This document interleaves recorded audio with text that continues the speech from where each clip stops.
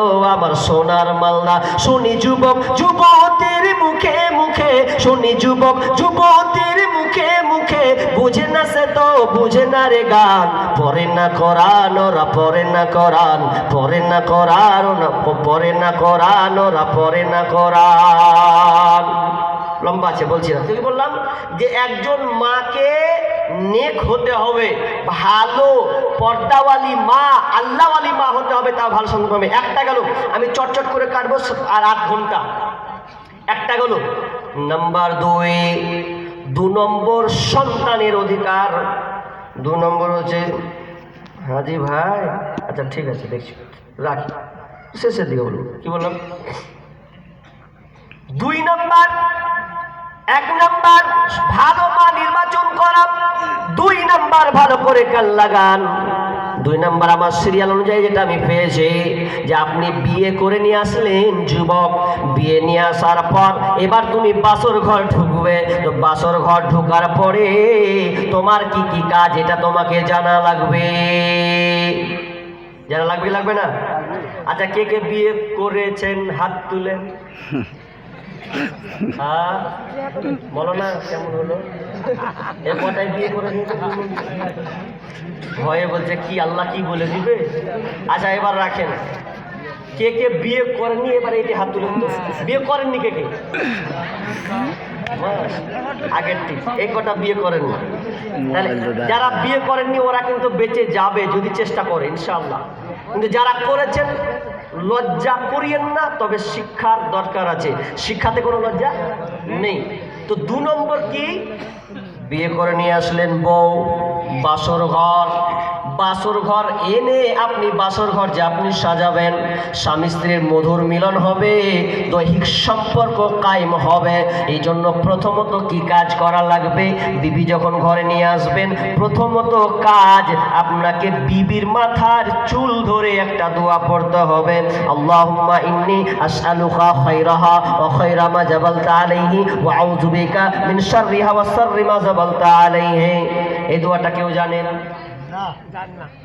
গেল একটা লোক বলছে, জানেন মৌলভী সাহেব, বউকে আমি চালাবো কি বউ ঘুরিয়ে আমাকে চালাচ্ছে, তা কি করব? তা আমি বললাম চালাবেই তো। 2টা বললাম যেটা জানেন, জানি না। তাহলে এটাও জানেন না, শিখবেন।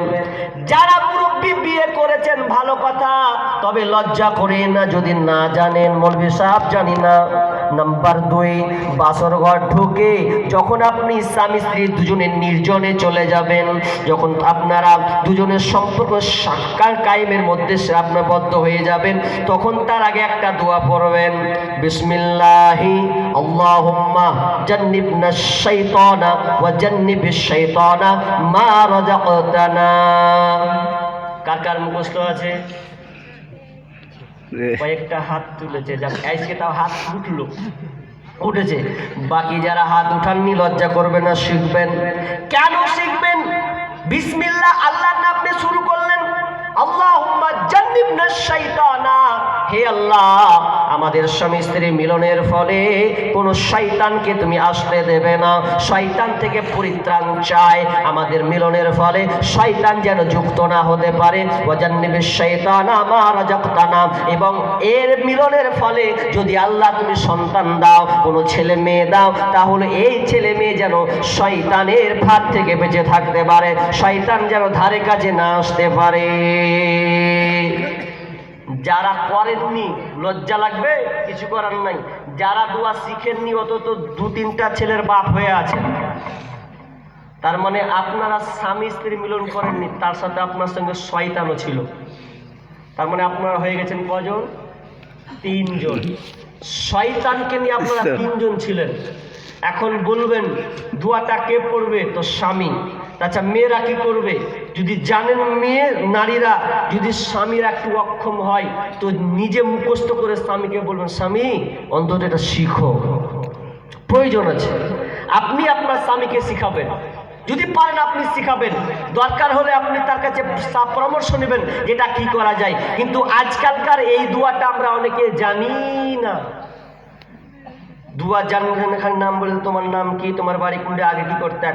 একটা লোক জানেন বিয়ে করেছে, বুঝলেন, সোশ্যাল মিডিয়াতে কথাটা আছে। বিয়ে করেছে তো স্ত্রীটা ডুপ্লিকেট, ডুপ্লিকেট বুঝেন? তার মানে ওর আগে থেকে প্রেমিক ছিল, আর যে বিয়ে করেছে ইয়ারও প্রেমিকা ছিল, ভেজাল। এবার ও বলছে যে আমি কেমন যে স্ত্রী পেনু না পেনু, আমি তো 8জনকে 9জনকে ঠগিয়েছি, নেই 8জনকে ঠগিয়েছি, তো 8জনকে ঠগিয়েছি, তো এই স্ত্রী যে কেমন আছে আল্লাহ জানে। আমি কয় ঘাটের পানি খেয়েছি, ভালো পেয়েছি কি না পেয়েছি, মন টন খারাপ। তখন স্ত্রীকে বলছে বিবি একটা কথা বলবো। কি এমন কথা বলবো বলো? তো কি আর বলবো, 8টা প্রেমিকা আমার, একটাকেও পাইনি, 9 নম্বরে তুমি। তো ছন্দের ছলে বলছে আমি ঠকি না